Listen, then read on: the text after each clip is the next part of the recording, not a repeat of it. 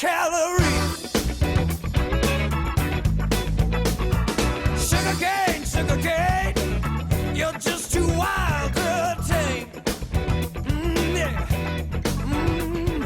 Sugar cane, girl, you're just too wild to tame. Ever since my first taste, I've never been the same. Get funky now.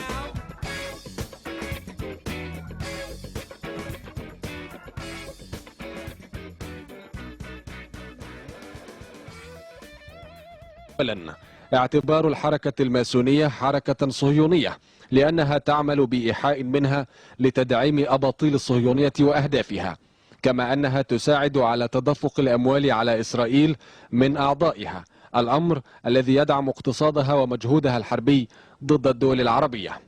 ثانيا، حظر إقامة مراكز أو محافل لنشاطات الحركة الماسونية في الدول العربية وإغلاق أي مكان لها في تلك الدول.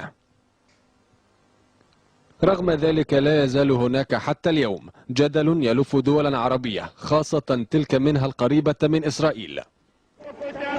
وسط ذلك ألقى فقهاء الإسلام والمسيحية بثقلهم في مواجهة الماسونية، إذ أصدر الأزهر الشريف عام 84 فتوى جاء فيها أن هذه المحافل الماسونية ما هي إلا جهاز يهودي بأشخاص مسلمين يعملون للتمكين لإسرائيل وإزاحة العوامل لوجودها في قلب الأوطان الإسلامية، وتستخلص فتوى الأزهر الشريف. ولذلك فإننا نؤكد أن المسلم لا يمكن أن يكون ماسونيا، لأن ارتباطه بالماسونية انسلاخ تدريجي عن شعائر دينه ينتهي بصاحبه إلى الارتداد التام عن دين الله. وكان المجمع الفقهي لرابطة العالم الإسلامي في مكة المكرمة قد أصدر عام 78 فتواه التي استخلص فيها ما يلي.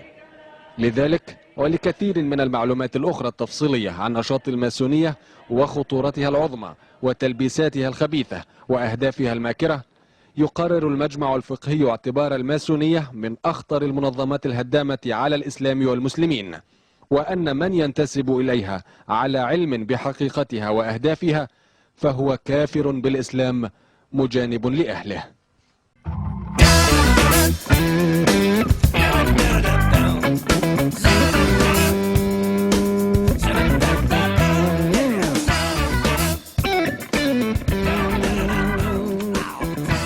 Maintenant, allons dans la franc-maçonnerie afin que vous compreniez qu'on s'appelle les prieurs de Sion, on deviendra les Templiers chevaliers et après les Templiers chevaliers, on deviendra la franc-maçonnerie.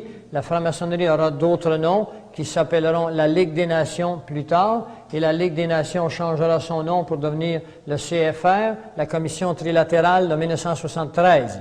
Tous ces noms sont des changements de nomenclature avec le même esprit et les hommes qui passent par la même formation. J'ai avec moi des documents qui normalement auraient pu faire partie de ce matin, qu'on appelle le plan, le grand plan. Et à l'intérieur du plan, eh bien, nous est livré la formation que doivent recevoir ces hommes. Je vous soustrais à tout cela, je vous dis simplement ceci, mentir doit devenir une deuxième nature pour ces hommes. Le mensonge est l'outil le plus important de ces hommes. Je voudrais que vous compreniez que ces hommes, la plupart de nos grands politiciens qui prennent les décisions, sont membres de ces organisations. La franc-maçonnerie, l'institution maçonnique doit son existence à une confrérie de maçons constructeurs qui voyageaient en Europe dès le 8e siècle. Dès le 8e siècle, ils se partageaient des secrets qui étaient reliés à leur métier. On ne retrouve les premières traces du mot franc-maçon qu'en 1376, sous la forme anglaise de Freemason. Il semble que le mot libre dans ça, liberté, le préfixe semble vouloir le dire. Un ouvrier qui était hors du commun. Il bénéficiait de franchises accordées par l'Église, des franchises accordées par les souverains. Ils étaient libres des obligations des corporations ou libres de naissance. C'est ce qu'on appelle aujourd'hui un citoyen naturel. Chacun de vous, actuellement, n'êtes pas au Canada des citoyens naturels. Vous êtes des citoyens sous la loi de l'amirauté. Et à ce titre, sur la loi de l'amirauté, vous êtes dans un grand bateau. Et dans ce grand bateau, vous êtes un meuble. Et c'est le gouverneur général qui a reçu le droit de disposer des meubles comme il le voudra. Et c'est pour ça que vous êtes des payeurs de taxes. Il faut que vous changiez de statut, passez du statut de payeur de taxes ou de citoyen sur la loi de l'amirauté aux citoyens de loi naturelle pour cesser de devenir un payeur de taxes. Je vous apprends des choses, mais ceci est dans la Constitution canadienne.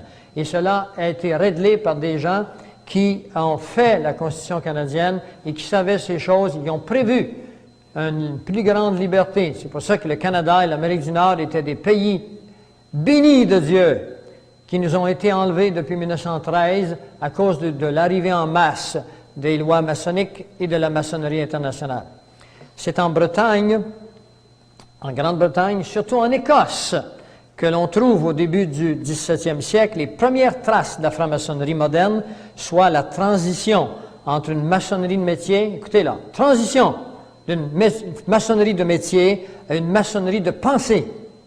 En 1702, la loge londonienne Saint-Paul édictait que, entre parenthèses, les privilèges de la maçonnerie ne sont plus désormais réservés seulement aux ouvriers constructeurs, mais ils seront étendus aux personnes de tous les États qui voudront y prendre part.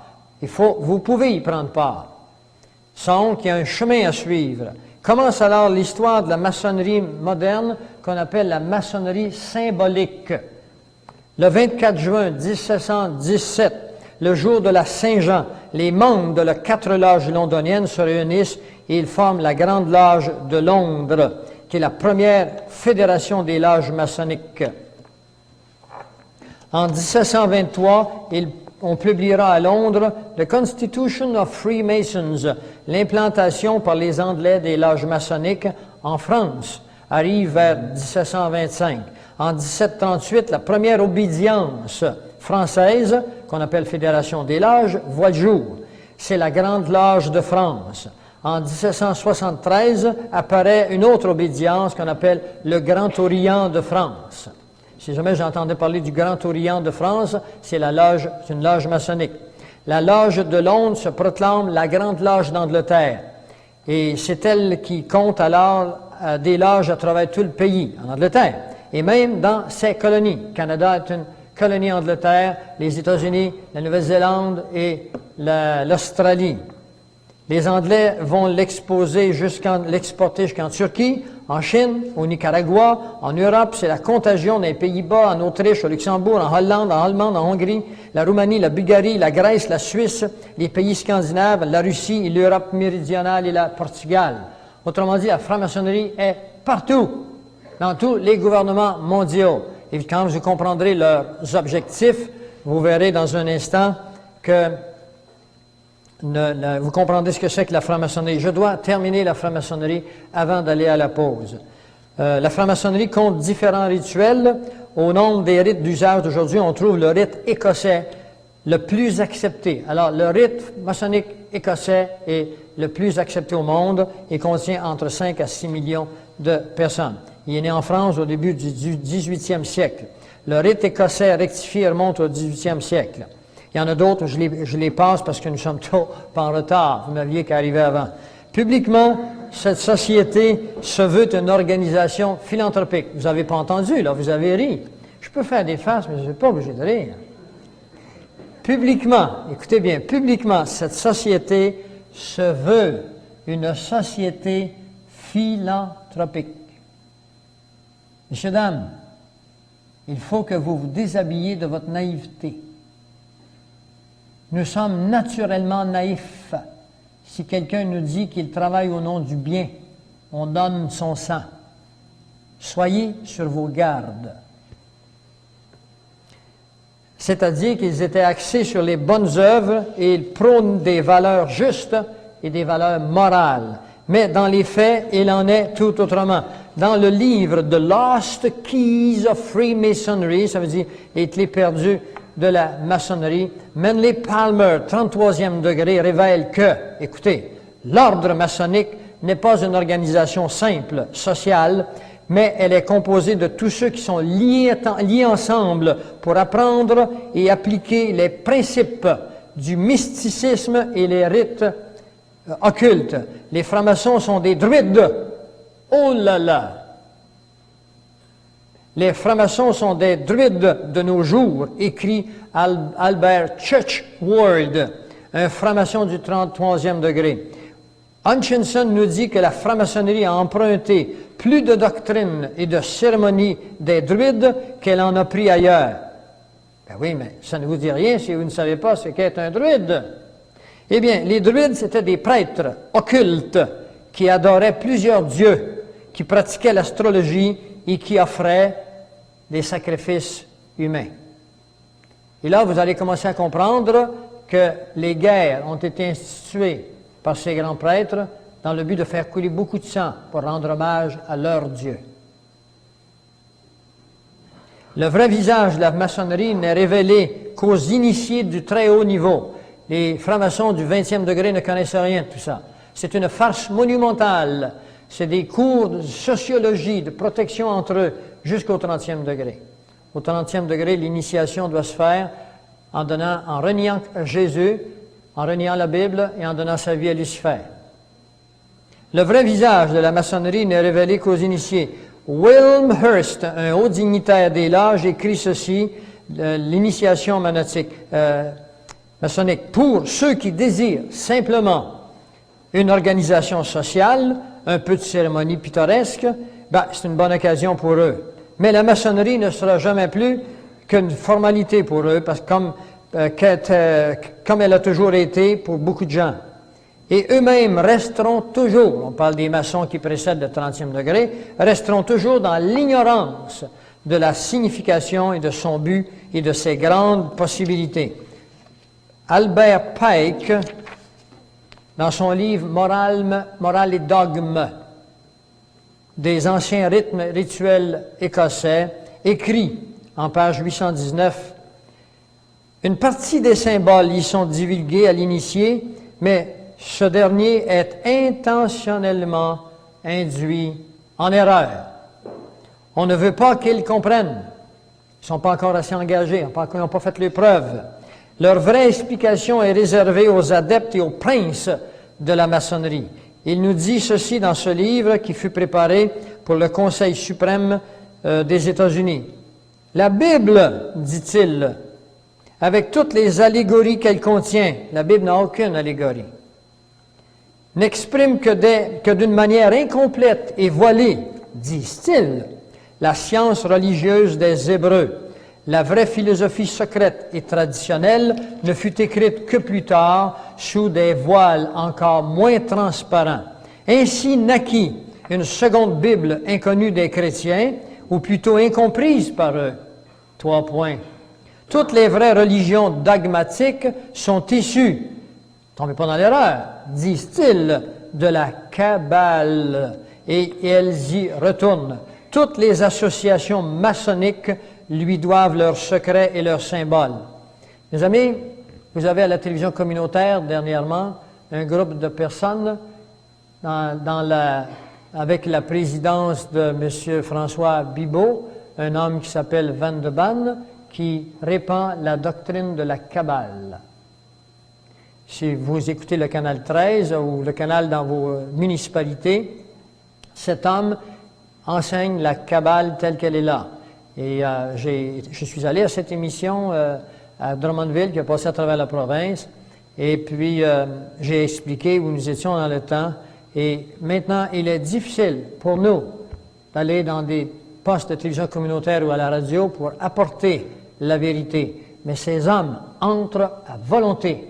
Et vos propres enfants, vous-même, vous êtes à journée longue balayés par cette science, disent-ils, qu'est la Kabbale, où Dieu est exclu. Vous êtes, selon eux, propriétaire de votre destin. L'homme n'est pas propriétaire de son destin. Si vous croyez ça, vous êtes dans le nouvel âge. Vous êtes dans la pensée kabbalistique luciférienne. L'homme, le chrétien, est un enfant de Dieu soumis à la seigneurie de Dieu.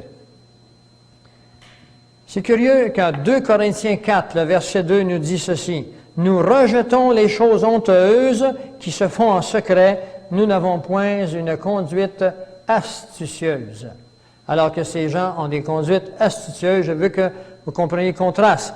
Nous ne sommes pas là pour faire la promotion de la franc-maçonnerie. Nous sommes là pour faire de l'anatomie, afin que vous soyez demain un peu moins naïfs, un peu moins ignorants. Dieu nous appelle à connaître toute la lumière. La Kabbale, c'est l'ensemble des traditions juives relatives à l'interprétation mystique de l'Ancien Testament. L'Ancien Testament ne s'interprète pas d'une manière mystique, il s'interprète en contexte. Il est des plus anciens systèmes philosophiques occidentaux. Il est la fondation sur laquelle vous trouverez l'astrologie, le tarot, l'alchimie, la numérologie, la mythologie, la magie. C'est une science occulte qui prétend mettre ses adeptes en communication avec le monde des esprits. C'est du quotidien de nos jours de voir les gens qui font appel aux esprits. Je voudrais que vous sachiez que c'est de l'occultisme. Et c'est anti-biblique, c'est anti-chrétien. Si vous vous livrez à ces choses, vous êtes en abomination devant la parole de Dieu, devant Dieu. Vous le trouverez dans le Deutéronome 18. Oswald Wirth nous révèle que le livre de l'apprenti, il faut que je finisse ces choses-là, qui s'appelle « Quantité de maçons s'imaginent connaître la maçonnerie alors qu'ils ne soupçonnent même pas l'existence de ces mystères et de son ésotérisme. » Alors j'en passe, évidemment. La maçonnerie est une religion. Dans le livre du maître d'Oswald Wirth, nous lisons à la page 22, « Reste à savoir si la franc-maçonnerie est oui ou non une religion. » Il dit ceci, « Cesserait-elle d'en être une parce que les autels de ces temples sont consacrés au culte de la liberté, de la fraternité et de l'égalité. » Voilà 3 mots que je voudrais que vous connaissiez. Liberté, fraternité, égalité. Ce sont les thèmes, les mots-clés de la franc-maçonnerie internationale. Ce sont par ces mots qu'eut lieu le rassemblement de la Révolution française.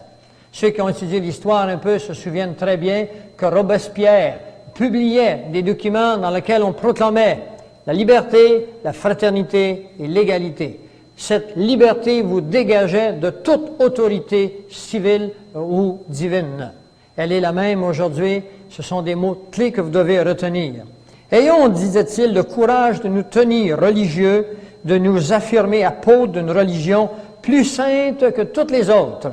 C'est ainsi que le premier effet de l'initiation pour les maçonneries, c'est de purifier l'apprenti de toute mentalité chrétienne, s'il en a une.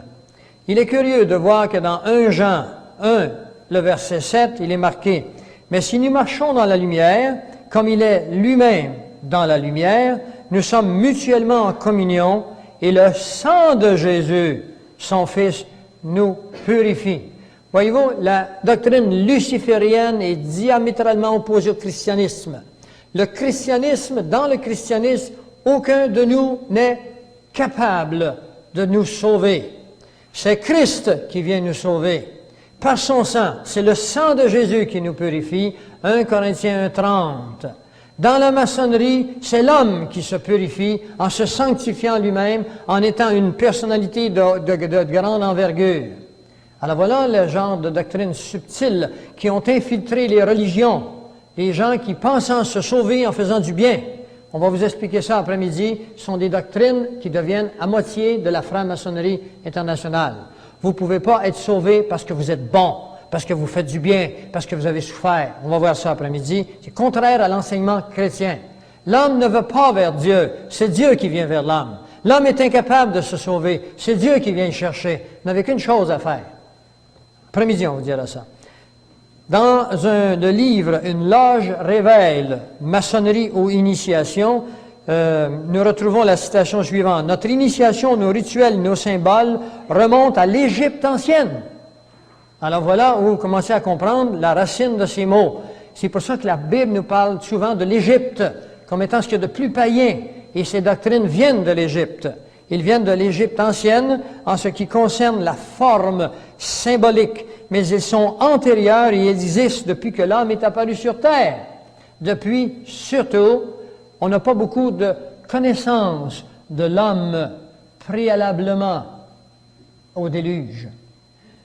On a le prophète Enoch qui est là, on a la Genèse qui nous en parle, mais comment étaient les sociétés secrètes de cette époque? On le sait en fonction de la pensée luciférienne qui existe depuis que l'homme fut tenté par Lucifer.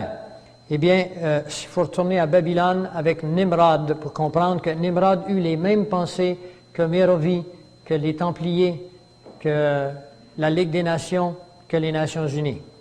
La Ligue des Nations et les Nations Unies, c'est un même mot qu'ils ont viré à l'envers parce que la Ligue des Nations a été rejetée par le Congrès américain en 1923. Alors, il fallait revenir à la charge, mais sous un autre nom. 1945, à la fin de la guerre, on créera les Nations Unies.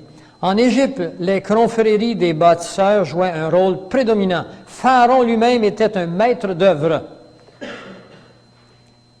Ils avaient des choses secrètes qu'on appelle la langue sacrée, la science des symboles, le déchiffrement des lois créatrices, l'astrologie, la magie, l'alchimie, pour ne citer que quelques-unes.